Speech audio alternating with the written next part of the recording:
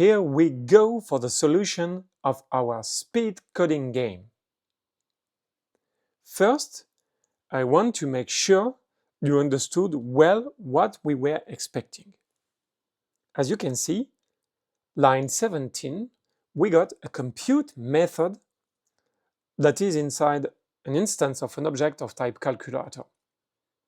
So you could figure out we got to do a method called compute inside calculator class, and in the signature we will have an int as a parameter, and it will return an int also. All right, an int or an integer. So we got to make sure that we do a method with this signature. An integer as a parameter will work with an int also, by the way. That's not a big deal. And it will return an int called compute, right? Then let's talk about what we were expecting to make sure you understood it. The result will be an addition of all the numbers that are smaller than the input. So if, for instance, I'm writing 7 as an input, I'm going to look for all the numbers that are smaller than the input. So it will be 6, 5, 4, 3, 2, 1, 0. Okay? And there is an and that are a multiple of any number of the list. So I will have to look to check 6, 5, 4, 3, 2, 1 if all those numbers are also a multiple of the list. So when I will find one, I will keep it, and as soon as I will find another, I will add it, because it says the result will be an addition of all the numbers that are smaller than the input and that are a multiple of any number of the list. Let me show you an example. Suppose we are writing 7 as an input. So the smaller numbers than 7 are 6, 5, 4, 3, 2, 1. Is 6 in my list? No. Is 5 in my list? Yes. Yes. So I have a multiple of 5. So I'm storing 5. Is 4 in my list? Yes, it is. So I'm having 5 and 4, and I got to do an addition to add those two numbers. It will give me 9. Let's execute my app to check it. 7 will give me 9 indeed, right? Because 5 is smaller than 7 and it is a multiple of 5. Let's do a more complex example. If I'm writing 10 as an input, I will check 9. I will start checking all the numbers that are smaller than 10. So the first one will be 9, and then 8, 7, 6, 5, 4, 3, 2, 1. So the first one is 9. Is 9 in my list? Yes. So I have to keep it. Is 8 in my list? No. Is 7 in my list? Yes. But hold a second. 8 is not in my list, but it's a multiple of 4. So I have to keep it. My bad. If I'm doing 10, I'm writing 10, I got to keep 9 and 8 also, because 8 is a multiple of 4. Do I have 7? Yes. Do I have 6? No. Do I have 5? Yes. Do I have 4? Yes. And I will add, so I will add 9, 8, 7, 5, 4. Let's do it.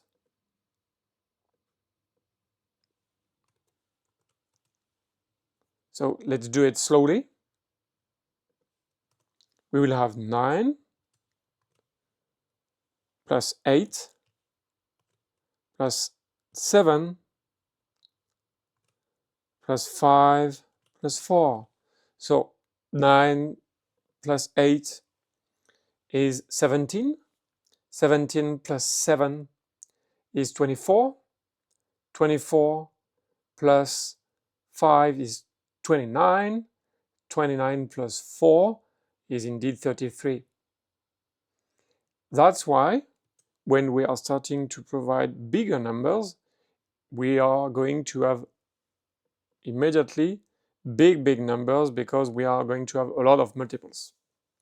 All right, because 20 is a multiple of 5, all right, but 15 is also a multiple of 5, 10 is a multiple of 5, and 5 is a multiple of 5. So you will have to count several times several multiple of the same number, right? So let's do it with 16. Sorry.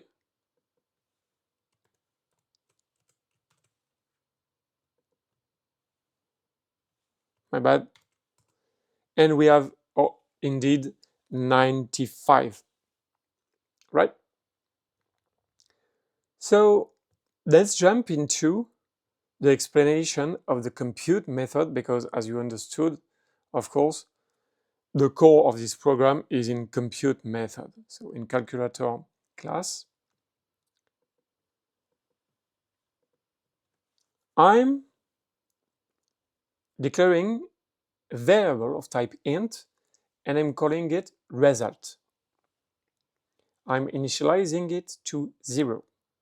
I'm starting a for statement, and to declare and initialize my I variable, I'm saying number minus 1, because we don't want to check the number we provided inside the input. We said we want all the numbers that are smaller than the number. So I'm removing 1.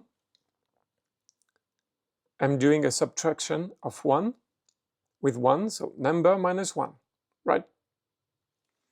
And my loop, as you understand probably now, is going to come from the bigger number.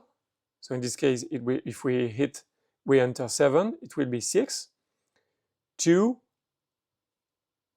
and by the way, let me check the number, 4 will be okay. But anyway,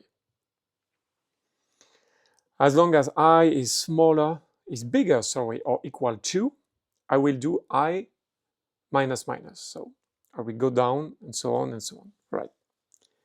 Each turn, I'm doing a pretty big if with a pretty big condition. If I modulus 4 equal 0.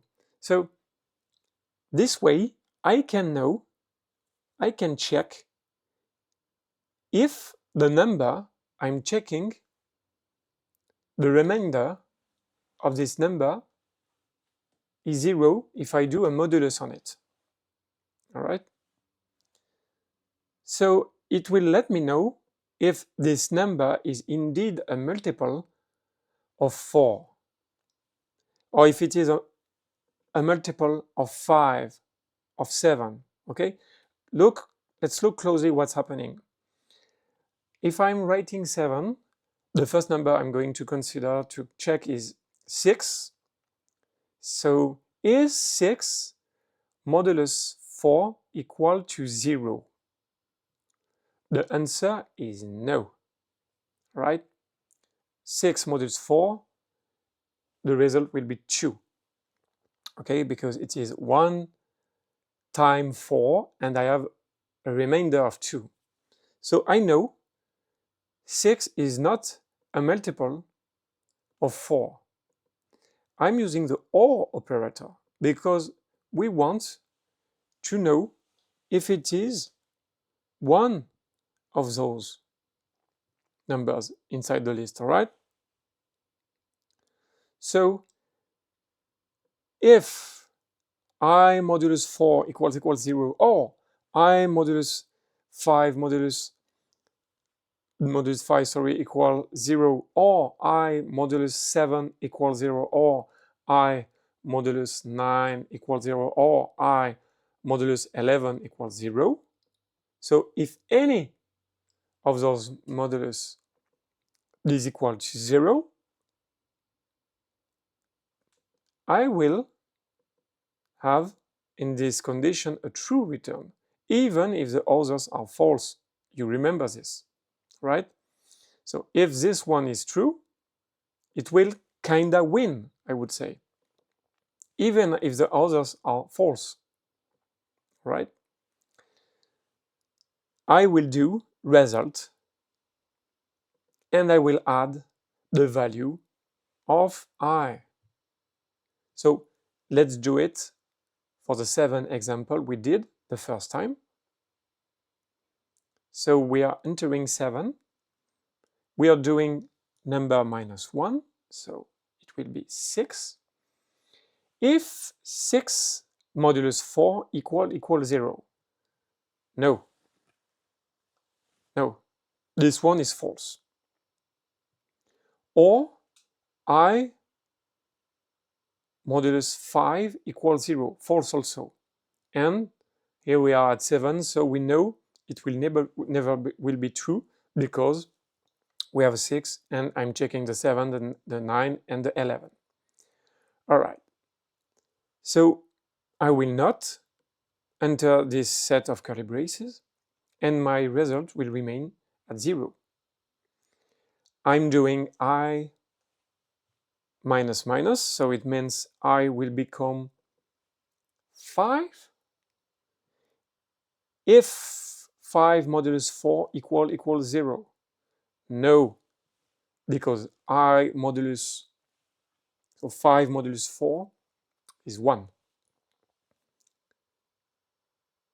I modulus 5 equals 0, yes, it's even. So I'm going to jump to this line. I'm doing result plus I. I is 5. So now in result, I'm having the value 5. And I'm doing it for 4 next time. And as you guess, I'm going to have a true here because, sorry, indeed, I is equal, I modulus 4 is equal to 0. So I will jump to result plus I, and it will do 5 plus 4. So I will have 9.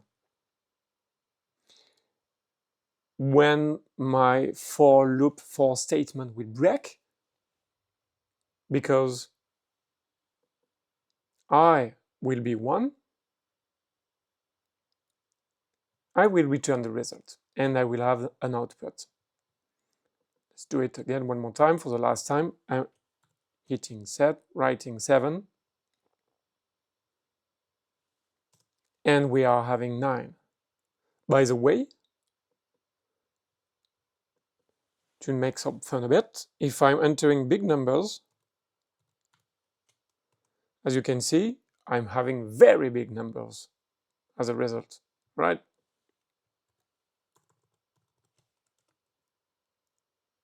Right? My bad. I did a misclick.